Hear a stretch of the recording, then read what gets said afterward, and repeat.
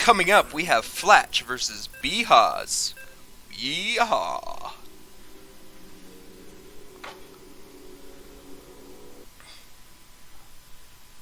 Okay. So, if I'm not mistaken, we have two very different skill levels here. So we have Bhaws spawning in the top left corner, playing with those light blue, cyan, TERRAN SCVs. And then in the bottom right, we have Flatch playing with red Protoss. Boo! Just kidding. Yeah, boo Protoss. So if I understand correctly, Flatch is a StarCraft 1 player who isn't super well versed in StarCraft 2, but said he would join the tournament just to play for fun. Brandon is a Fortnite player. Excuse me, Bhaws. His name is Brandon. He's a Fortnite player. Doesn't play RTS games normally. He just wanted to play because he's friendly and a good guy. So here he is playing. He just wanted to let Flatch have a little advantage just because, you know, he's such a nice guy. So he let his SCVs chill for a minute. Take a little break. Yeah, you gotta love giving your workers some vacation time.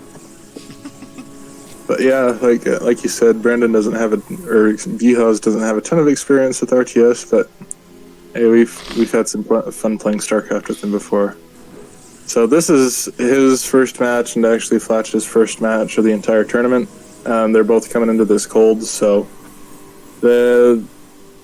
I can tell you right now, it's probably not going to be the smoothest game. You know, both of them are still trying to find their rhythm, but I mean, we definitely see both of these players improve a lot through this tournament.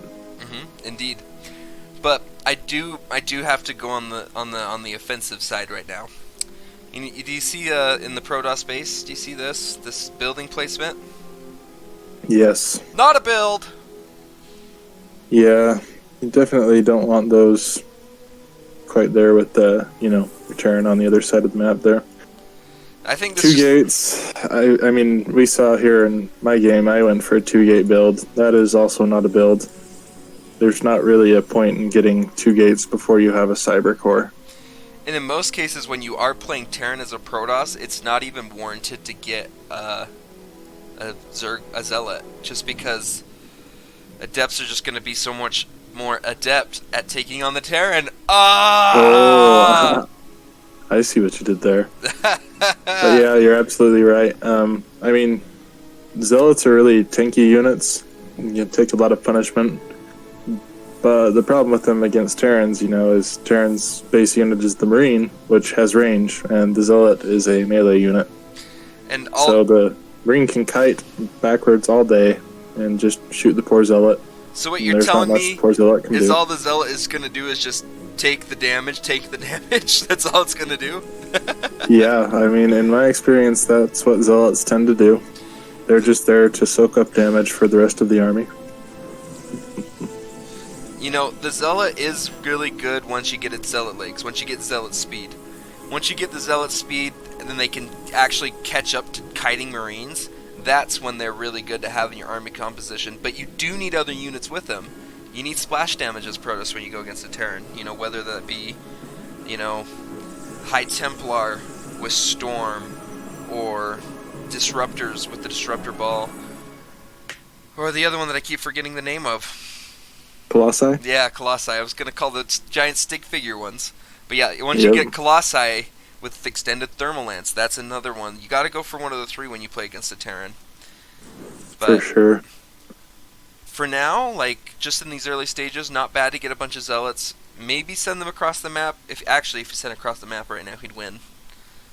Oh, for sure. I mean, at this point, Bhaws has got himself a barracks coming up, which is good. Usually you want to see your barracks sooner than that.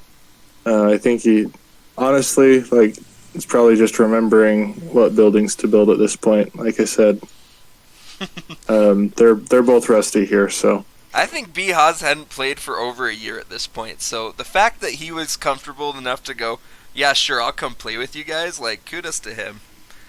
For sure. So here we've got more gases being taken by the Protoss. We've got a second base.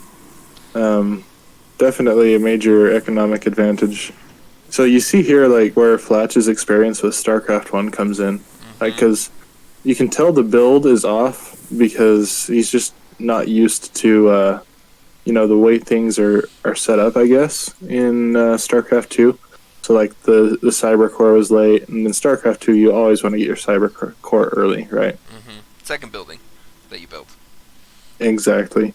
But he is macroing very well. Like, you'll notice he's hardly floating any minerals.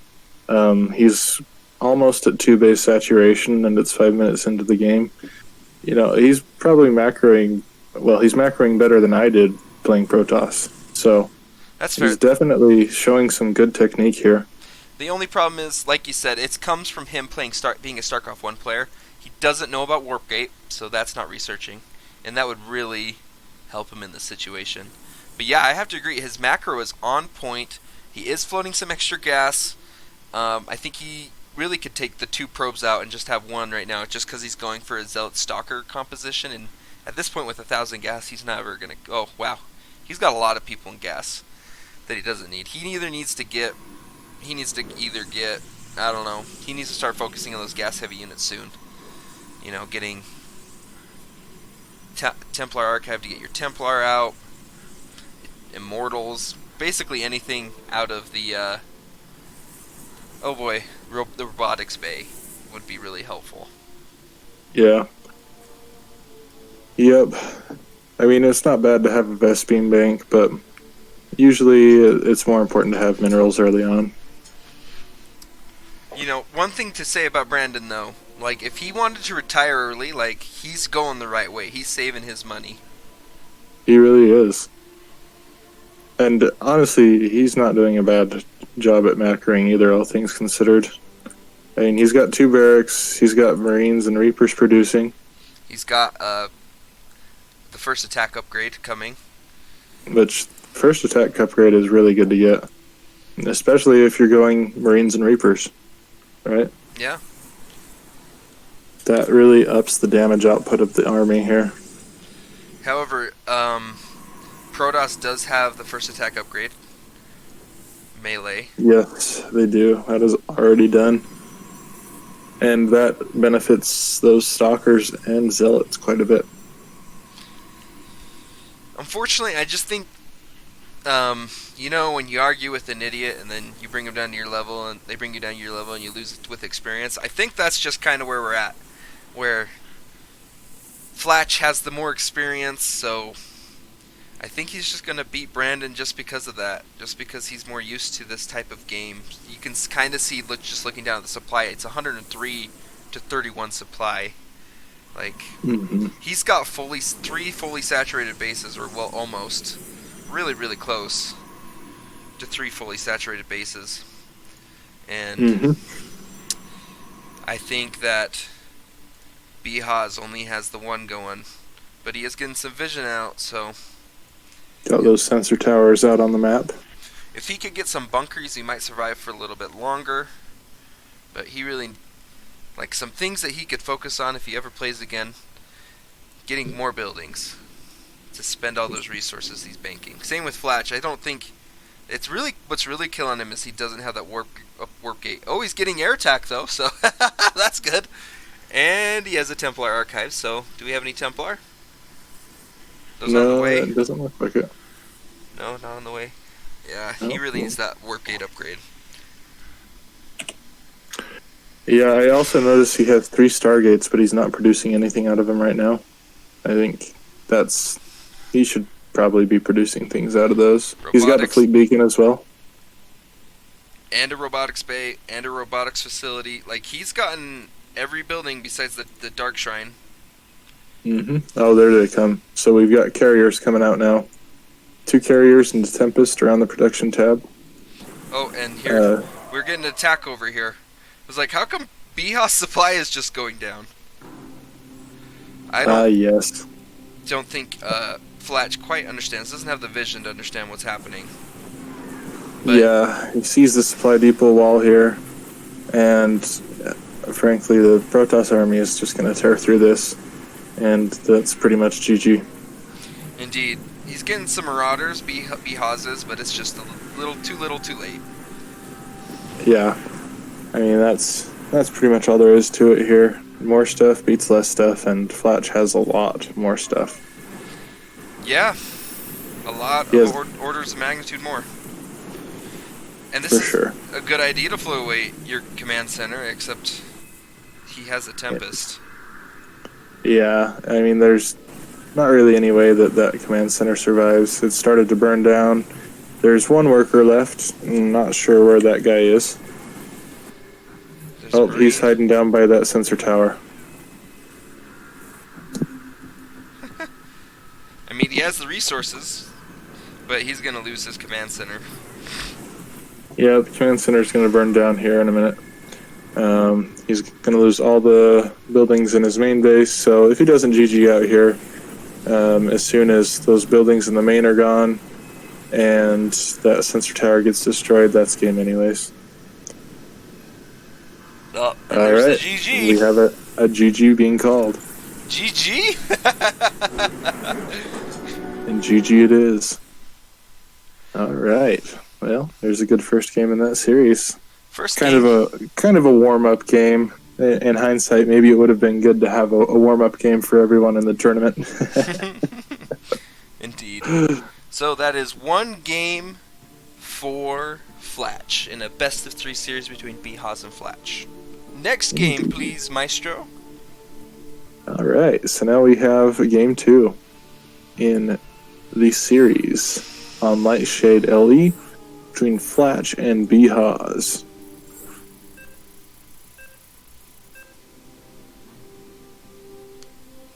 This is played on the same map. I mean, probably should have switched maps, but one map's as good as another, right? Well, yeah, at this level. Very true. All right, so this time it looks like everything's the same except our players have switched places. We got Flatch spawning in the top left corner with his little Protoss probes chilling there. And Bhaws is spawning in the bottom right. This time he realizes that Flatch is a worthy opponent, so he lets his guys just go for the minerals, so good deal there. No unearned vacation for those SCVs this time around. Okay, well, we've got 2 refineries starting up right now. Looking for that supply depot to start up. Bhaws is a little bit supply blocked right now. Not going to be able to finish that next SCV until... I'll start the next SCV until he gets that supply depot up. We do have a gateway coming up from the Protoss side. Let's see if he does a similar strat to what he did last time. Here comes, and what does he decide? Another gateway, so pretty similar to what he did last time. Well, once again, it's not the worst thing in the world, but in SC2 you definitely want that cyber core. That way you can get adepts and stalkers out. Or, if this was not in his base, if this is on the other side of the map proxied, that's an okay strat to go for, I'd say. Mm-hmm. It's definitely better if you do it that way. But you still want to get that cyber core up as early as you can. The cyber core is required for all your advanced units as well, so the sooner you can get the cyber core, the sooner you can go into higher tech units.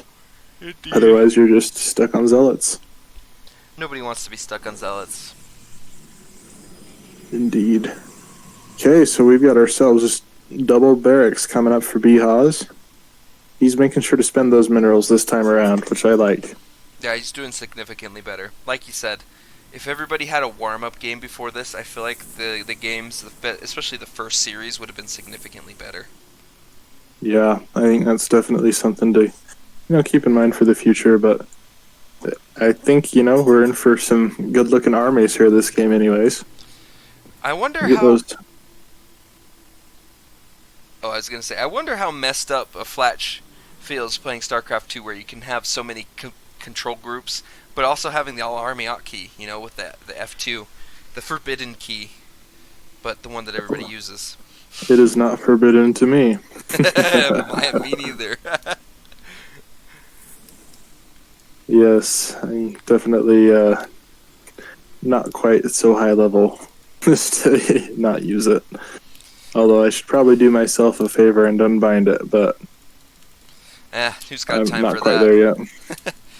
Life's too short to not use the all-army hotkey, right? Yeah. Have you ever played StarCraft 1, Garrett? I have played a little bit. Frankly, I got to one mission in the campaign where I just kept getting wrecked, so I stopped playing it. Wow, that's okay. I've only played a few multiplayer games on it, and the group controls, the command, like the control groups. You can only have a certain number of units on that control group. Yeah, you can only control so many units at once. Which is bizarre, because in this game, you could select all 200 of your units if you needed to. Don't know why'd you do that, but you could. And you could move them all across the map at the same time. Mm-hmm. I grew up playing Age of Empires, and Age of Empires 2 had a similar thing. I remember, I think it was, I don't remember the exact number, but I want to say it was in the neighborhood of 40 to 50 units you could have in a control group at a time. And recently, they came out with a remaster, the definitive edition, and they upped it. So now you can have more like 70 units in the control group, which turns out it's really nice. Yeah, it definitely is super nice that you can have an unlimited number. Mm-hmm. So I'd like to point out that they have been going for some pretty, their builds so far, besides worker count, they're pretty even in army supply. So Bhaws significantly doing better. He already has a second expansion. 2 producing buildings. Building producing buildings. Unit producing buildings. That's what I'm trying to say. Unit producing buildings. Uh-oh. No, we got a zealot. Our boy the SCV doesn't quite get his command center finished. Our other SCV friend there, they're all going to meet their fate at the hands of our friend the Zealot. Okay, we've got the Terran army just kind of chilling up here. They're on break. This is nothing that can't be handled later. So they know that building is not going to burn down because it's under construction. So we got one Reaper. He's like, you know what? I get paid to keep this place safe, so I'm going to hop down there and sacrifice my life to save the command center. My life for hire. Exactly. Alright, so our friend the Zealot got quite a bit of work done there. I believe that was 3 SCV kills and some damage on that command center. Stopped the command center, which is actually really big. Bhaws was on his way to having 2 bases there. The more bases you have, the more eco you can have. The more eco you have, the more stuff you can have. So we've got another SCV tasked with finishing this command center. And looks like Flatch is on to his third next eye. Mm-hmm. Yep, 3rd base is coming up for him right now. He's already at 2 base saturation. And oh my word, he already has a Tempest out. Tempest, 5 Stalkers, 46 probes, 5 Zealots, 4 Stalkers, and 47 probes. So he's got himself quite the nifty little army here. Looks like Bhaws has decided that the reactor is no longer good for his barracks anymore and has divorced them. Yes. He's just doing a little rearranging in his base here. Yeah, the barracks is just kind of chilling here now. Learning curve. That's what we put this off to. Yep. Definitely, and StarCraft is one of those games with a big learning curve. Hopefully going forward in the tournament, watching Overlord's games, we can hopefully see him use his medevacs to actually drop instead of watching him pick up all of his units and then get them destroyed. Yes, that is very true. I was very sad when that happened, and I'm sure that when that gets pointed out to him, he's going to be a little bit sad as well. Yeah, I concur. Yep, so we're pretty much at the same point we were last game. Although Bhaws has done significantly better, I don't think he got above the 50 supply point in the last game. So, yeah, it's just, experience is winning out here. Brandon not playing RTS very much, especially not StarCraft 2, the fastest of the bunch. Just hasn't been able to get units out as quickly. He just really doesn't have the buildings that he needs to get out the units that he needs in order to win this game. I will say though, like, when I was first playing StarCraft 2, I started playing with TERRAN, and he's done a better job at getting an army than I did. Yep. He's done quite well. Yes. At, getting out that 25 army supply. 27. Or 27, yes. Flatch coming out with the double observer build. 2 at a Yes, time. that's very important, because one of them could get shot down. It's really important that when you're going sky toss that you get all your robotics bay and your robo bay, your robotics facilities in your robo bay. Oh, I guess he has he has a Colossus. So yeah, he's going for a little bit of everything right here, honestly. So he's got Tempest, he's got carriers, he's got Colossi. Honestly, not a bad gig. This is going to counter pretty much anything. Indeed. Medevacs. If he had Medevacs, this would be a pretty good army to go against that. Yeah, it would be. The Reapers and the Marines would get totally shredded by the Colossi. And then the Marauders would get shredded by all the air units. So, I still feel like Protoss would have the big advantage in the conflict, but... I concur. However, I would like to point out the fact that I think Brandon, next time we play Brandon, Bhaws, sir, you should play Zerg because of the creep spread that you just did with your freaking towers. Oh, yes. ain't nobody sneaking up that way. Really, though. Bhaws plus creep, he would get it all the way to your base before the end of the game. Yeah. I think he would, judging by his dedication to these sensor towers here. Okay, so we got a little hit squad heading across the map. We're going to see what they can do. Actually confused as to why he left all the rest of his army back at his home base here. Yeah, me too. Why leave the good units? Why not just send your... Maybe he's just like, frick, I don't need these. I just want more of everything better. Tempest, Tempest, Carrier, and Colossus. Mm-hmm. Now you'll notice here that Bhaws is just move commanding. Definitely an attack move would have been better in this situation. He loses a lot of his Marines and Reapers for free. Marauders are actually getting quite a bit of work done here. They do really well against Zealots and Stalkers, but there's just a little too much. So these Marauders are eventually going to go down.